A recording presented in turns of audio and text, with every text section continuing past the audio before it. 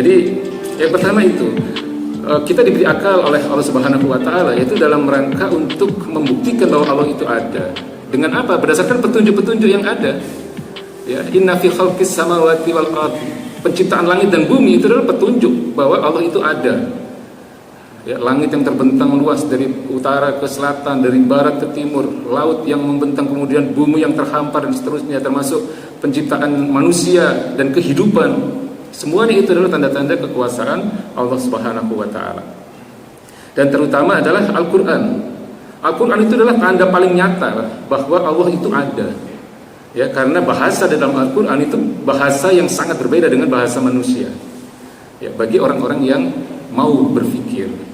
Kemudian yang kedua, Bapak-Bapak sekalian, dalam hal pemberian akal kepada manusia ini, itu tentu Allah memberikannya dengan keterbatasan. Ya.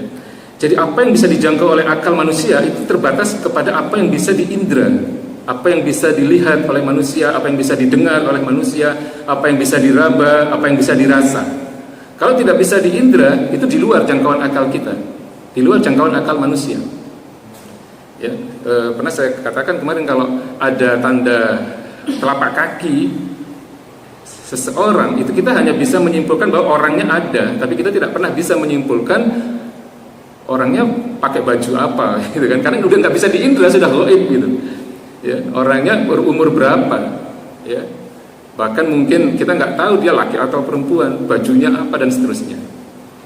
Ya, kalau ada orang bekas makan seseorang, misalnya ada piring di situ, ada nasi yang belum tercuci dan seterusnya, kita hanya bisa memastikan oh ada orang yang habis makan, tapi tidak bisa kita menyimpulkan orangnya siapa, ya, dan seterusnya. Demikian juga dengan ketika kita berpikir atau menggunakan akal kita di dalam membuktikan adanya Allah. Yang bisa kita jangkau itu hanyalah petunjuk-petunjuk yang diberikan Allah bahwa Allah itu ada. Kita diperintahkan berpikir berdasarkan petunjuk-petunjuk yang diberikan Allah, yaitu bumi dan seisinya. Ya, dan seluruh penciptaan-penciptaan Allah, makhluk-makhluknya. Ya. Hanya sebatas itu, dan apa-apa yang dikabarkan oleh Allah di dalam firman-firmannya dalam Al-Qur'anul Karim. Hanya sebatas itu. Ya. Kemudian tentang Allah sendiri hanya dikatakan bahwa Allah itu Maha mendengar, Allah Maha melihat, Allah Maha tahu segalanya, Allah Maha kuasa atas segala sesuatunya. Tapi tidak pernah Allah mengatakan bagaimana zatnya, bagaimana fisik dari Allah itu sendiri, tidak pernah. Dan itu di luar jangkauan akal kita, dan kita dilarang untuk berpikir ke situ karena tidak akan nyampe. Nggak sanggup kita akan sampai kepada menjangkau zatnya Allah. Bagaimana fisik alat pendengarannya Allah, kan tidak mungkin. Bagaimana alat penglihatannya Allah, ya, dan seterusnya. Jadi berpikir tentang zat Allah itu dilarang, tidak boleh kita. Tidak boleh berpikir, tidak boleh berdiskusi, tidak boleh membicarakan, tidak boleh membahas. Jadi yang boleh atau yang wajib bagi kita sebagai manusia adalah mengimani Allah itu ada. Dengan keimanan itu kemudian konsekuensinya adalah bahwa kita harus mengimani seluruh apa yang menjadi firman-firman Allah. Dan yang kedua, ketika kita sudah mengimani seluruh ayat-ayat Allah di dalam Al-Qur'anul Karim secara mutlak, secara bulat, konsekuensi berikutnya adalah tunduk dan patuh, ya, kepada apapun yang menjadi perintah Allah dan meninggalkan apapun yang menjadi larangannya. Itulah yang disebut dengan takwa. Ya, imtitsalu awamirillahi wa jtinabu nawahihi, menjalankan segala perintah Allah dan menjauhi segala larangannya. Jadi itu mungkin dua kesimpulan yang bisa kita ambil dari pembahasan kita pekan lalu, ya. Tadi kita katakan bahwa berpikir tentang zat Allah itu dilarang oleh Rasulullah SAW. Ya, tafakkaru fil khalqi Berfikirlah kalian itu tentang makhluk-makhluknya saja, tentang penciptaan-penciptaan Allah. Wala tafakkaru fil khaliq. Jangan kalian berpikir tentang yang menciptakan. Artinya jangan kalian berpikir tentang zatnya, tentang fisik dari Allah Subhanahu wa taala.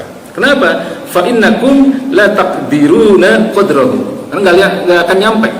Ya, karena nggak akan sanggup kalian menjangkau pada zatnya Allah Subhanahu wa taala. Ya, jadi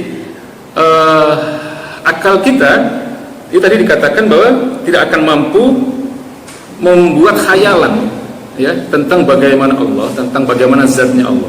Itu yang pertama. Yang kedua, kita juga dilarang untuk berpikir tentang perbuatan Allah ya.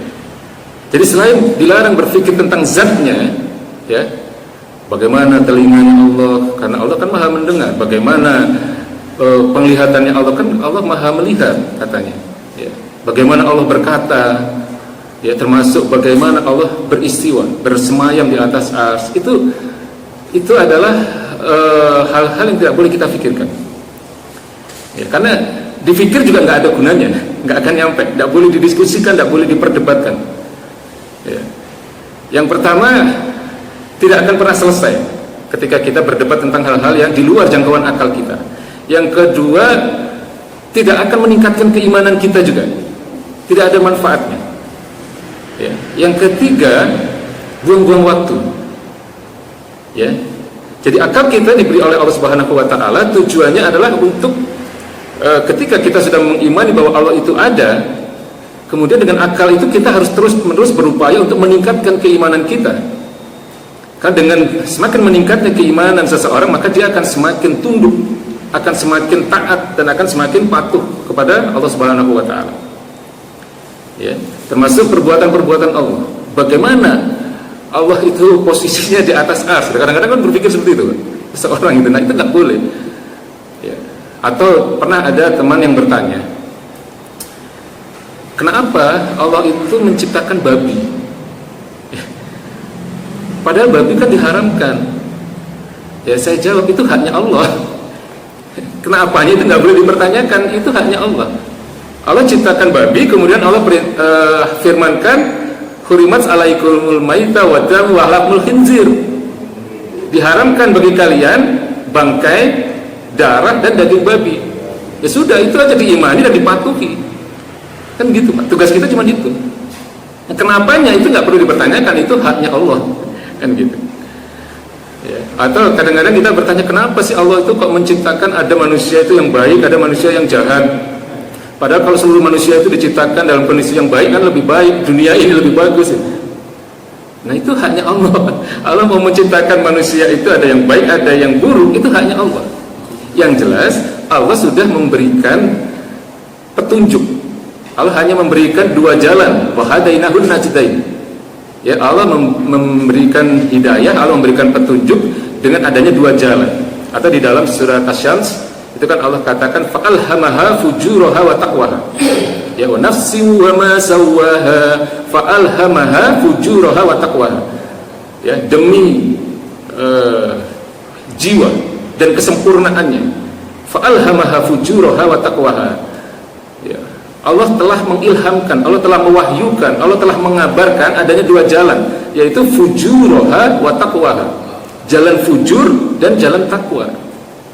Jalan fujur itu jalan dosa, jalan kemaksiatan, jalan di mana manusia menempuh dengan melakukan penentangan-penentangan terhadap ketetapan Allah Subhanahu wa taala. Perintah tidak dijalankan, larangan dilanggar. Itu fujur, ya, jalan fujur. Sementara jalan takwa itu adalah jalan ketundukan.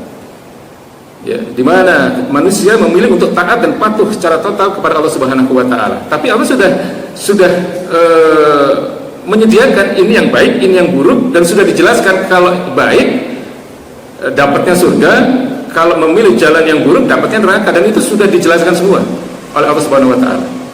Dan manusia diberi pilihan. Ya, itu haknya Allah. Ya. Yang jelas ketika manusia kemudian tidak mengimani Allah, kemudian tidak melakukan amal soleh, ya ada risikonya. Ya. Innal ladzina kafaru min ahlil kitab wal musyrikina fi nari jahannam khalidina fiha. Ulaika hum syarrul bariyah. Sesungguhnya orang-orang kafir, ya, min ahlil kitab, dari golongan ahlul kitab. Ya, dalam hal ini maksudnya adalah golongan Yahudi dan Nasrani.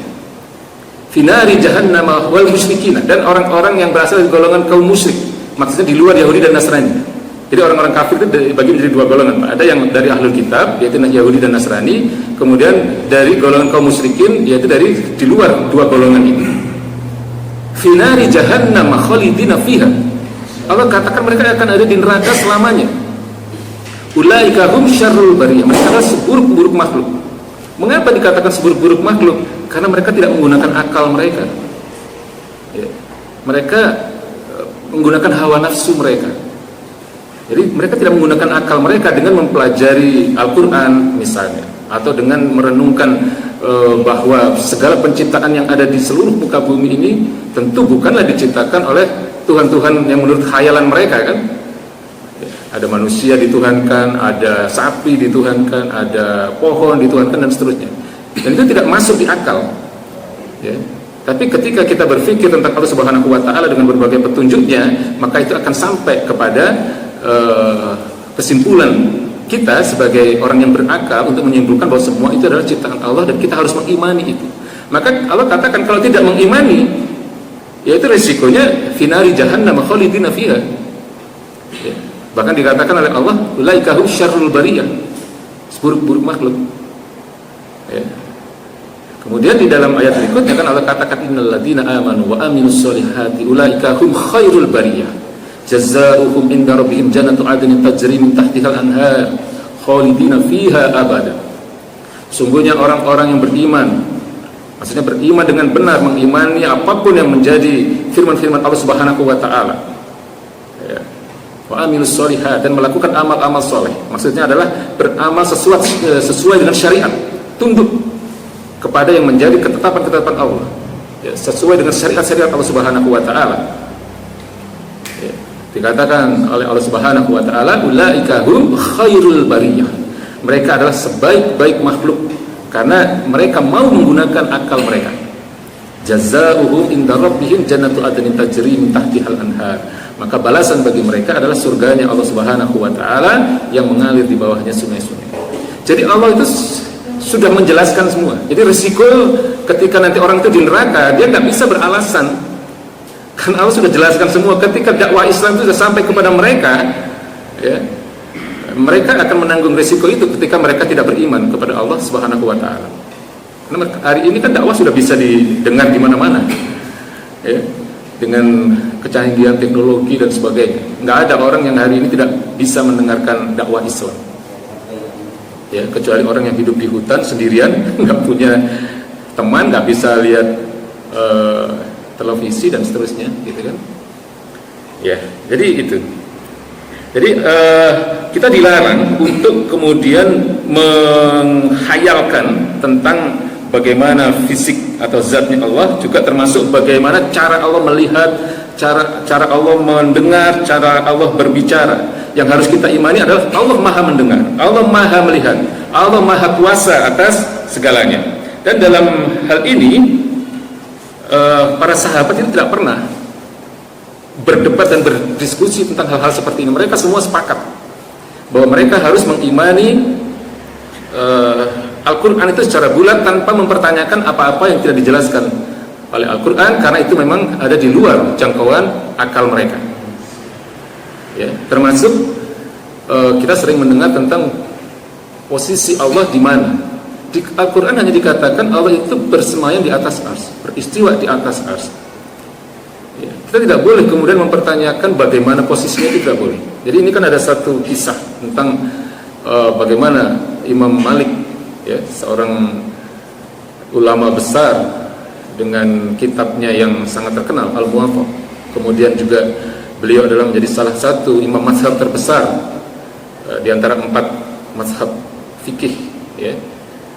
Dalam satu majelis beliau ada seorang jamaah bertanya tentang kaifiyah, tentang bagaimana posisi Allah itu di atas ars itu seperti apa. Seorang ulama yang demikian soleh dengan tingkat ketakwaan yang tinggi mendengar pertanyaan ini, ya, Imam Malik itu langsung bergetar, Pak. ya, berkeringat dingin, tunduk, takut. Ya. Ya, takut karena apa? Karena itu sesuatu yang tidak boleh dipertanyakan.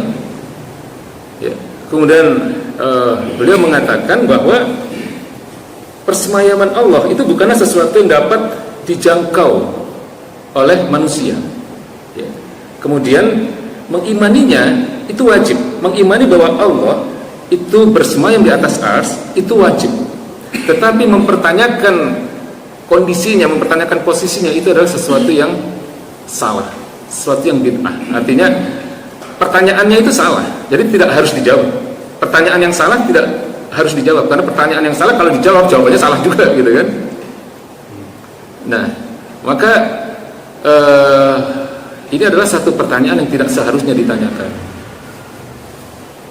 Jadi itu yang harus kita pahami, bahwa kita diberi akal oleh Allah Subhanahu wa taala. Yang pertama adalah dalam rangka untuk membuktikan dan mempelajari segala bentuk kekuasaan Allah. Ya, artinya bahwa Allah itu maha kuasa, Allah itu benar-benar ada. Itu dengan menggunakan akal itulah kemudian iman kita itu akan semakin baik. Ya, kemudian yang kedua, keterbatasan akal kita itu diberikan oleh Allah Subhanahu wa taala hanya sebatas kepada hal-hal yang bisa kita indra, yang bisa kita lihat, yang bisa kita baca dari Al-Qur'anul Karim, yang bisa kita dengar dari bacaan ayat-ayat suci dari dakwah dan seterusnya. Ya. Tapi hal yang tidak bisa kita indra, tidak bisa kita lihat, tidak bisa kita dengar, itu di luar jangkauan akal kita. Yaitu diantaranya tentang zat Allah tadi dan tentang perbuatan-perbuatan Allah. Ya. Bagaimana Allah mendengar, bagaimana Allah bersemayam, bagaimana Allah melihat, itu adalah perbuatan yang tidak boleh dibahas, tidak boleh dibicarakan, tidak boleh dibayangkan, tidak boleh difikirkan, ya. Nah, sehingga kewajiban kita yang pertama mengimani, kemudian mengimani seluruh ayat-ayat Allah, ya, firman-firman Allah Subhanahu wa taala, dan tunduk total terhadap apapun yang menjadi perintah Allah dan menjauhi segala larangannya. Makanya saya pernah katakan bahwa sebenarnya kalau masuk surga itu syaratnya ya dua itu, Pak. Mengimani dengan benar, kemudian beramal soleh. Maksudnya beramal soleh itu beramal sesuai dengan syariat, ya, tunduk kepada apapun yang menjadi ketetapan Allah Subhanahu wa taala. Nah, ini kalau dari sisi kalimat ini pendek dan sederhana, tapi bukan sesuatu yang mudah sebenarnya. Hari ini apalagi, ya, hari ini bukan sesuatu yang mudah untuk menjaga keimanan itu dengan benar, karena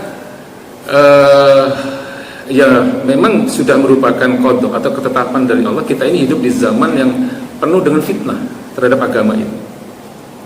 Ya, kita kemarin kan lagi ramai bicara tentang adanya seorang petinggi yang mengatakan bahwa semua agama itu sama baiknya, sama benarnya di hadapan Tuhan, gitu kan?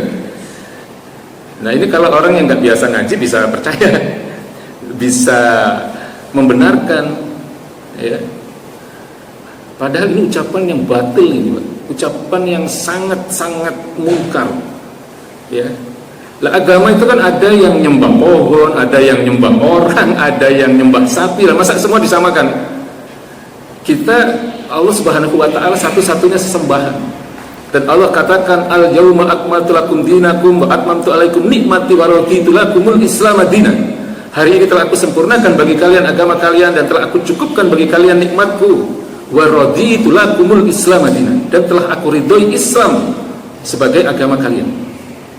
Atau ayat lain, inna dina indallahil Islam, sesungguhnya agama di sisi Allah, agama yang diridhai Allah adalah Islam. Ayat lain, wa may yabtaghi ghairal Islam dinan fala yuqbala minhu wa huwa fil akhirati minal khasirin.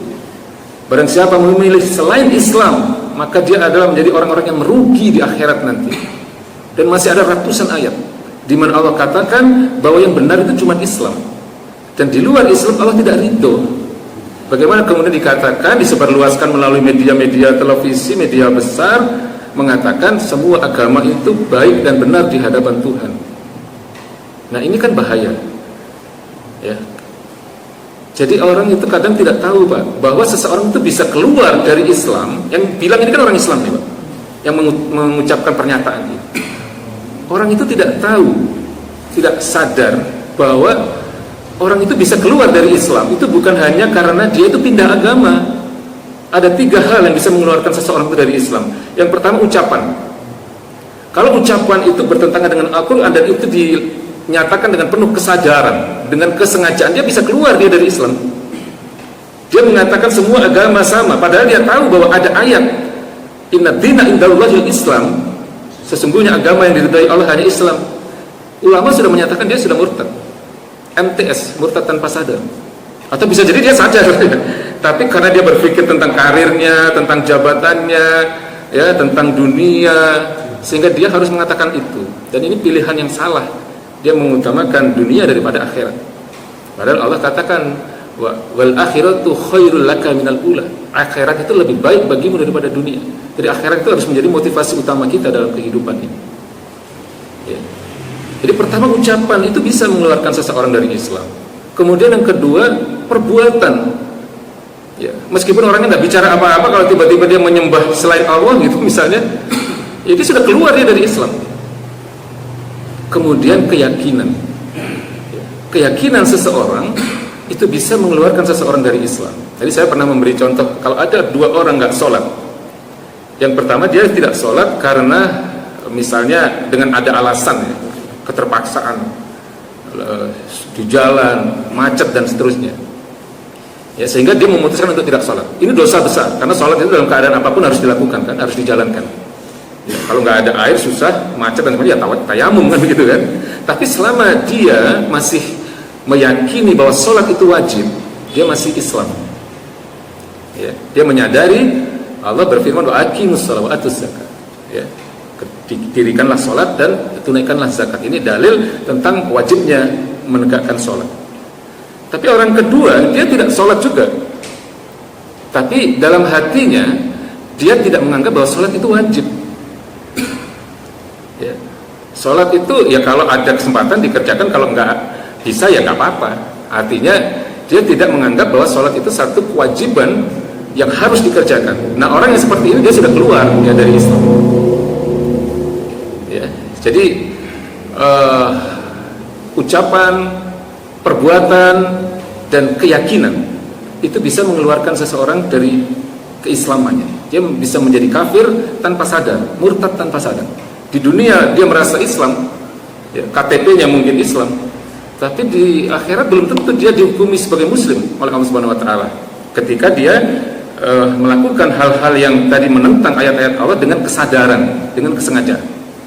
Kalau atas kebodohan karena dia tidak mengerti, setelah itu kemudian dia diberi penjelasan, kemudian dia rujuk, ya, ilal haq, dia kembali ke jalan yang benar, ya insya Allah itu akan dimaafkan karena dia melakukan hal-hal tadi di luar pemahamannya.